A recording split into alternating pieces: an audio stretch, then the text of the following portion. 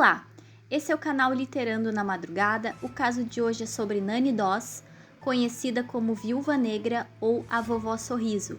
Se você gostar do vídeo, se inscreva no canal, deixa seu like, compartilha e comenta. Então, vamos ao caso. Nancy Hazel, a Nanny Doss, nasceu em 1905 em Blue Mountain, Alabama. Nanny era uma das 5 crianças do casal formado por James Hazel e Louisa Hazel. Com um irmão e 3 irmãs, passou a infância na pobreza. A situação de miséria que a família vivia acabou dificultando muito seus estudos, e somando ao fato de que seu pai obrigava a trabalhar na fazenda. Assim, ela não teve um rendimento escolar bom. Ela era considerada analfabeta. Aos 7 anos, Nanny sofreu um acidente em uma cabine de trem e bateu a cabeça, algo que causaria uma instabilidade psicológica para o resto de sua vida.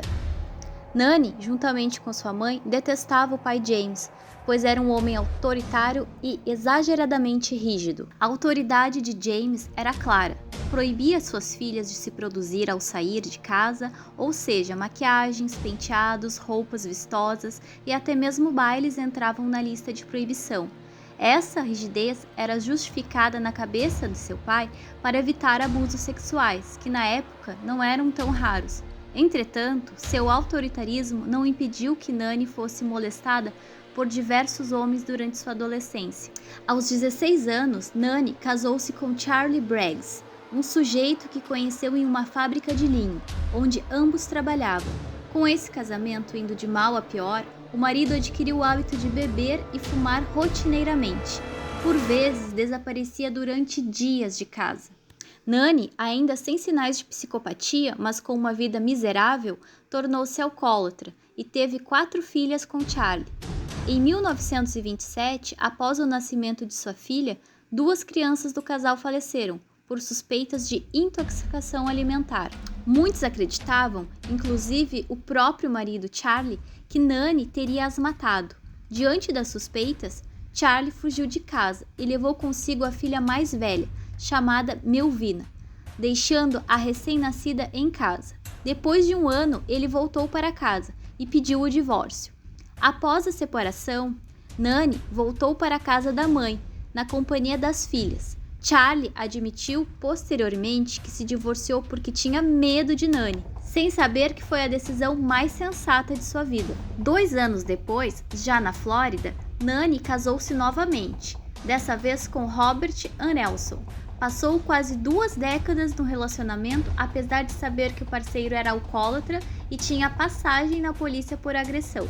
Durante esse tempo, reencontrou a filha mais velha, chamada Melvina, do seu primeiro casamento. Ela já adulta, com um filho, e à espera de outro. Tentando aproximar-se da mãe e sem desconfiar do perigo que poderia correr, Melvina pediu ajuda para realizar o parto do segundo bebê. O bebê morreu minutos após seu nascimento. No ano de 1945, Melvina confrontou a mãe, dizendo que, ainda exausta e enxergando embaçado, a viu enfiar um alfinete na cabeça de seu filho. Nanny negou as acusações e rebateu afirmando que a criança tinha nascido morta. No mesmo ano, Nanny fez sua 4ª vítima, o outro bebê de Melvina, de apenas 2 anos de idade. A causa do óbito foi apontada como asfixia. Ainda assim, ninguém suspeitou que a assassina fosse a própria avó. Dessa forma, Nanny fugiu para a Carolina do Norte. Lá, conheceu Arlie Lennon e oficializou a união após 3 dias. Passaram-se alguns meses e Lennon morreu de uma duvidosa insuficiência cardíaca. Em seguida, sua sogra faleceu misteriosamente. Assim, a Vovó Sorriso fugiu para a casa de sua irmã, chamada Dove, no mesmo estado. Dove não durou muito após a chegada da irmã assassina. A caçada por novas vítimas continuou e Nanny casou-se com Richard Morton. Foram morar em Kansas e o destino mortal já estava traçado. Antes de envenenar o marido, como de costume, Nanny envenenou a sogra, chamada Louisa, no ano de 1953. 3 meses depois, Richard faleceu. A carreira da serial killer Nanny Doss acabou com o falecimento de seu 5º marido, chamado Samuel Doss. No ano de 1953, Samuel foi internado. O hospital diagnosticou uma infecção grave no sistema digestivo. Foi realizado um breve tratamento e ele logo voltou para casa, relativamente saudável.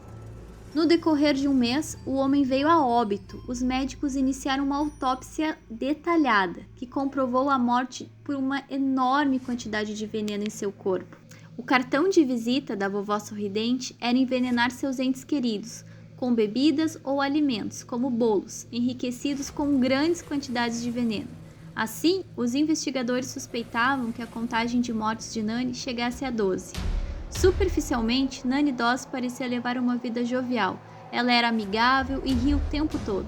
Após a morte do quinto marido, Nani foi presa e interrogada pela polícia sobre o arsênico que havia sido encontrado no corpo de seu marido. Ao lembrar do ocorrido, inicialmente começou a rir sem parar, o que levou a ficar também, posteriormente, conhecida como a Vovó Sorriso. Nani teve crises de riso incessantes ao ser interrogada pelos policiais. Durante o interrogatório policial, confessou ter matado Samuel Doss porque ele era muito pão duro. Em seguida, contou ter assassinado Arlie e Richard, alegando que eles eram idiotas. Contou finalmente que tudo o que queria era ser amada e encontrar o verdadeiro amor, como nos livros. Ela falou apenas sobre ter matado seus maridos, mas nada disso sobre seus filhos e netos. Nani cometia os crimes com seus maridos por motivos financeiros e também para adquirir seus seguros de vida. Em maio de 1955, Nani Doss foi conduzida a julgamento pela morte de Samuel Doss. Questionada sobre o motivo que levou a praticar os crimes, a viúva negra explicou que o comportamento criminoso decorreu de um acidente sofrido na infância. Contudo, a explicação não convenceu, e a viúva negra foi declarada culpada em 17 de maio de 1955. Nani Doss foi condenada à prisão perpétua pelo homicídio do quinto marido Samuel. Ela jamais foi julgada pelos outros assassinatos, ocorridos no Alabama, Carolina do Norte e Kansas. Durante todo o tempo em que ficou presa, Nani foi uma prisioneira exemplar, sem jamais se envolver em quaisquer incidentes. Costumava fazer piadas com as agentes penitenciárias e rir excessivamente. Nani faleceu de leucemia no dia 2 de junho de 1965, exatamente 10 anos após ter sido presa. Em uma de suas últimas entrevistas, que concedeu antes de morrer, brincou com a repórter dizendo que durante anos se ofereceu para auxiliar na cozinha da prisão e preparar as refeições para as demais detentas. Mas, infelizmente, lamentou Nani, eles nunca me deixaram ajudar. Nani ainda é lembrada como a hilária vovó assassina, porém é muito difícil assimilar o termo avó e assassina em um mesmo contexto.